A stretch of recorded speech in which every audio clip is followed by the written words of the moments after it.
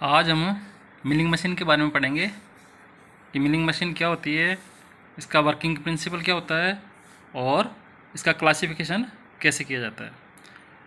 सबसे पहले हम पढ़ते हैं मिलिंग प्रक्रम है, ये क्या होता है। मिलिंग प्रक्रम है, ये भी अन्य मशीनिंग प्रक्रम है, उन्हीं के समान एक मशीनिंग प्रक्रम है जिसमें मशीनिंग एक्शन है वो एक रिवॉल्विंग कटर की सहायता से पूरा होता है, जबकि कार्यखंड है उस कार्यखंड को इस रिवॉल्विंग कटर के सापेक्ष फीड किया जाता है। रिवॉल्विंग कटर है वो एक स्पिंडल में या आर्बन में पकड़ा जाता है और कार्यखंड है उस कार्यखंड को जो मशीन है उस मशीन की टेबल पे बांधा जाता है और मशीन की टेबल पे बांध के घूमते हुए कार्यखंड के सापेक्ष घूमते हुए कटर के सापेक्ष कार्यखंड है उसको फीड किया जाता है। तो जब हम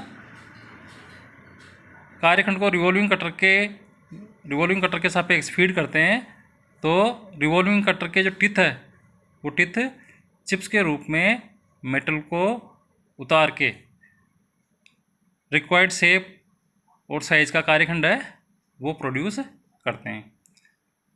तो इस प्रकार मिलिंग प्रक्रम है, ये भी अदर मशीनिंग प्रक्रम है, उसी के समान है, लेकिन इसमें जो कटर होता है वो मल्टी टीथ कटर होता है, यानी बहु टीथ, यानी जिसमें कर्तकधार एक से ज़्यादा हो वो कटर होता है जो कि कार्यखंड पे कटिंग ऑपरेशन करता है। तो ये तो इंट्रोडक्शन हो गया मिलिंग मशीन का। अब हम पढ़ेंगे working principle of the milling. ये देखिए चित्र में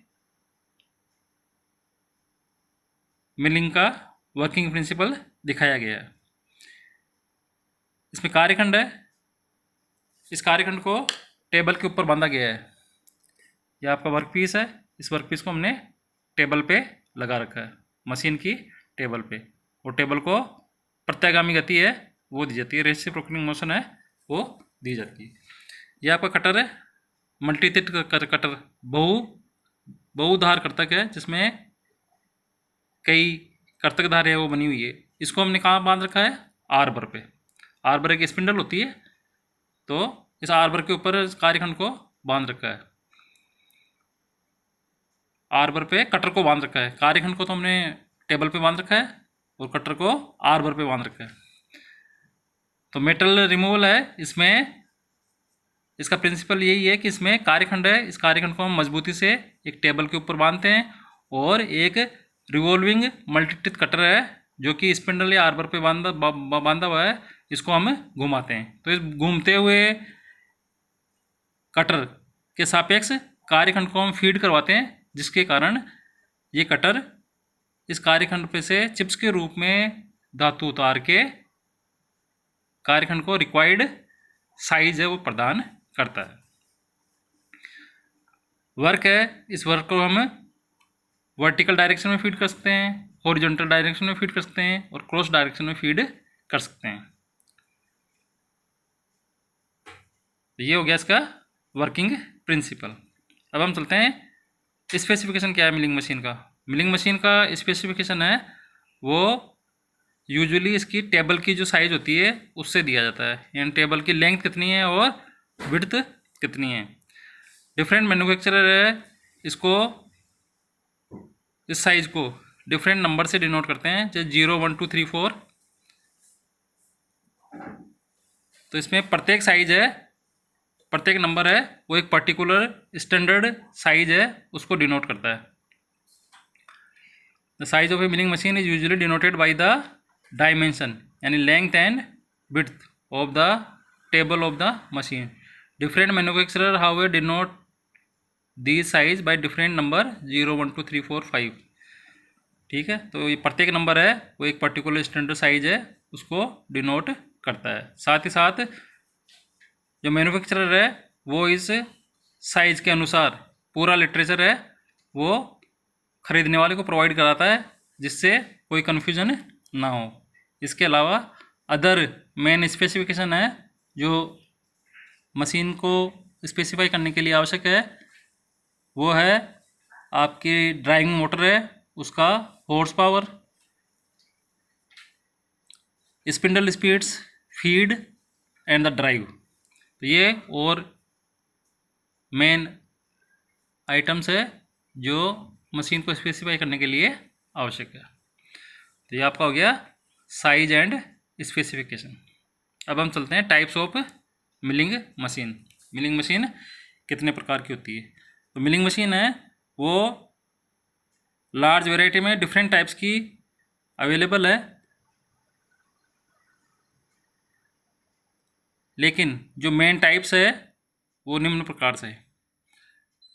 A large variety of different types of milling machines are available and it is really difficult to account for all these types in this small chapter. The main types of these machines are given below. तो इस chapter में सभी को सम्मानित करना संभव नहीं है, लेकिन फिर भी जो मेन टाइप्स हैं वो निम्न प्रकार से। सबसे पहला टाइप है column and knee type milling machine.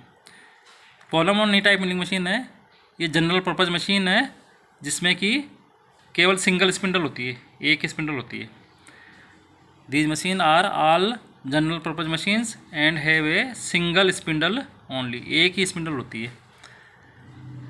इसका नाम है वो कॉलम और नी टाइप इसलिए है कि इसमें कार्यखंड जिस टेबल पे लगा हुआ होता है वो टेबल एक नी लाइक कास्टिंग पे सपोर्टेड होती है, जो कि एक कॉलम में अप और डाउन मोशन करती है।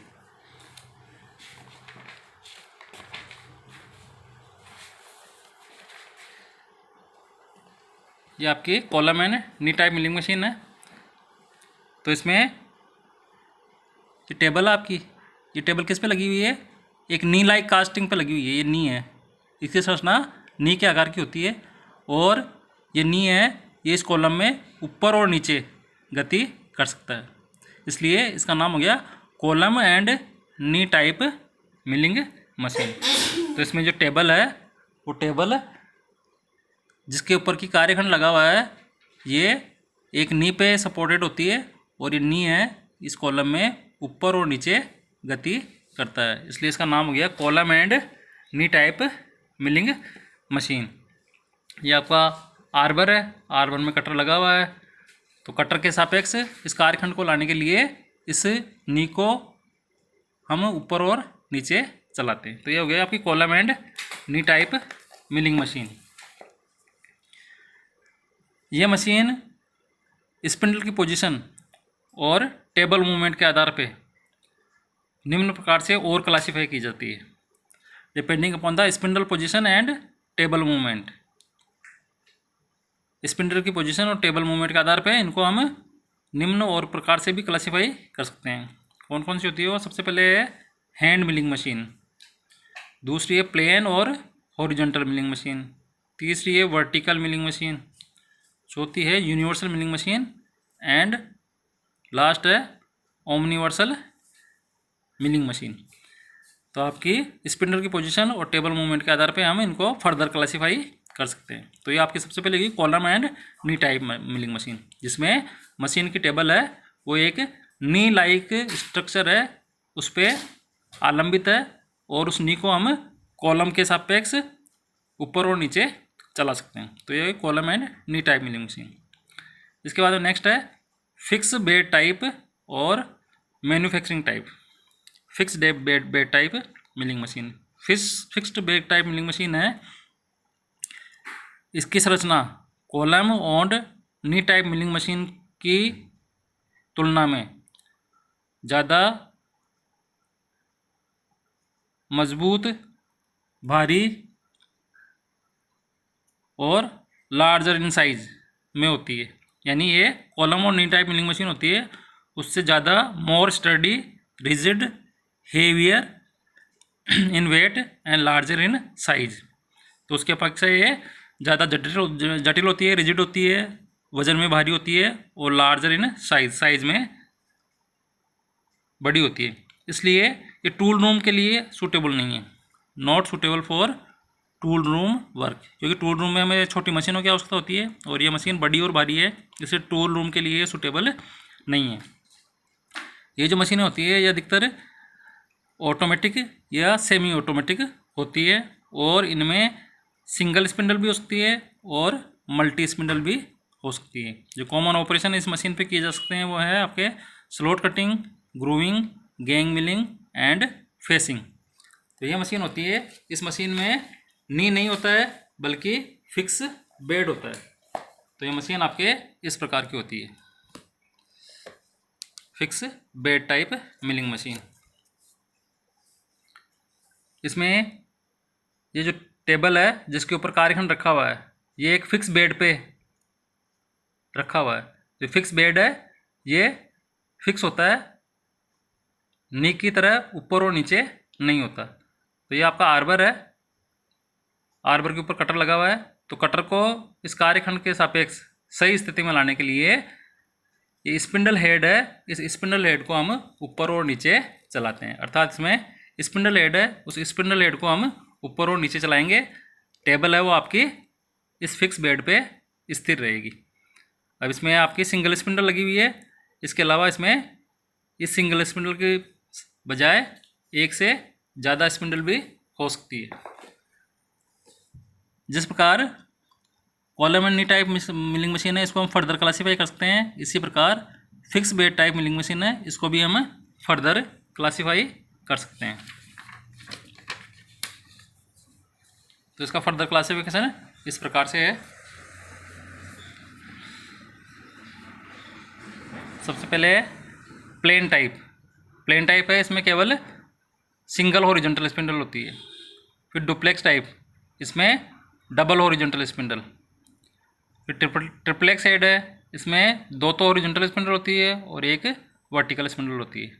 तो जैसे कि मैंने आपको पहले बताया कि ये सिंगल स्पिंडल मशीन भी हो सकती है और एक से ज़्यादा स्पिंडल भी इसमें हो सकती है। तो प्लेन टाइप होती है उसमें एक ही होती है, डुप्लेक्स होती है उसमें दो हॉरिजॉन्टल होती है, और ट्रिप्लेक्स होती है उसमें दो हॉरिजॉन्टल और एक वर्टिकल स्पिंडल होती है। और लास्ट है rise and fall type fix bed type milling machine. तो ये आपके fix bed type milling machine से हो गई। इसके बाद में नेक्स्ट है planar type milling machine. Planar type milling machine है, ये हेवी वर्क है उनकी मशीनिंग करने के लिए काम में ली जाती है। जिस प्रकार प्लेनर होता है, प्लेनर में भारी और लंबा कार्यखंड होता है, उसको मशीनिंग करने के लिए काम में लिया जाता है। इसी प्रकार प्लेन टाइप मिलिंग मशीन है, इसमें भी हेवी कार्यखंड है, भारी कार्यखंड है, उसको मशीनिंग करने के लिए काम में लिया जाता है। इसके बाद में नेक्स्ट है प्रोडक्शन मशीन। ये मशीन है, ये मशीन भी मैन्युफैक्चरिंग मशीन्स होती है, लेकिन ये जो ऊपर की मशीन है उससे थोड़ी डिफरेंट होती है। इसमें फिक्स बेड नहीं होता है। They are also manufacturing machines but differ from the above, यानी फिक्स बेड टाइप है उससे above described machine in that they do not have a fix bed. जो बेड होता है वो फिक्स नहीं होता है। तो ये प्रोडक्शन मशीन है, प्रोडक्शन वर्क के लिए काम में आती है, लेकिन इसमें जो बेड होता है वो फिक्स नहीं होता है। इस कैटेगरी में जो मशीनें आती है वो निम्न प्रकार है, रोटरी टेबल और कंटिन्यूस टाइप। दूसरी है ड्रम टाइप और थर्ड है ट्रेसर कंट्रोल टाइप। तो ये आपकी होगी फोर्थ कैटेगरी प्रोडक्शन मशीन। इसके बाद में नेक्स्ट है special purpose machine. Special purpose machine है, ये किसी स्पेसिफिक टाइप का ऑपरेशन है उसी को परफॉर्म करने के लिए डिज़ाइन की जाती है। These machines are design to perform a specific type of operation only. तो वो स्पेसिफिक टाइप ऑपरेशन क्या हो सकते हैं, जैसे कि थ्रेड मिलिंग मशीन जो कि केवल थ्रेड बनाने के लिए काम में ली जाती है। प्रोफाइल मिलिंग मशीन, विभिन्न प्रकार के प्रोफाइल है वो बनाने के लिए इस्तेमाल की जाती है। गियर मिलिंग और गियर रोबिंग मशीन, विभिन्न प्रकार के गियर हैं, उन गियरों का निर्माण करने के लिए, गियर काटने के लिए ब्लैंक है, उस ब्लैंक पे विभिन्न प्रकार के गियर काटने के लिए जो मशीन यूज़ की जाएगी वो हो जाएगी आपकी गियर मिलिंग और गियर रोबिंग मशीन। इसके बाद में कैम मिलिंग मशीन, फिर आपकी प्लेनेटरी टाइप मिलिंग मशीन, इसके बाद में डबल एंड मिलिंग मशीन, फिर स्किन मिलिंग मशीन और स्पर मिलिंग मशीन। तो ये आपके मिलिंग मशीन है। इस मिलिंग मशीन की विभिन्न टाइप्स या क्लासिफिकेशन और इनका ब्रीफ डिस्क्रिप्शन है, ये हो गया। इसके अलावा इनका पूर्ण विवरण और इनकी कार्य प्रणाली ये हम अगले चैप्टर में पढ़ेंगे। धन्यवाद।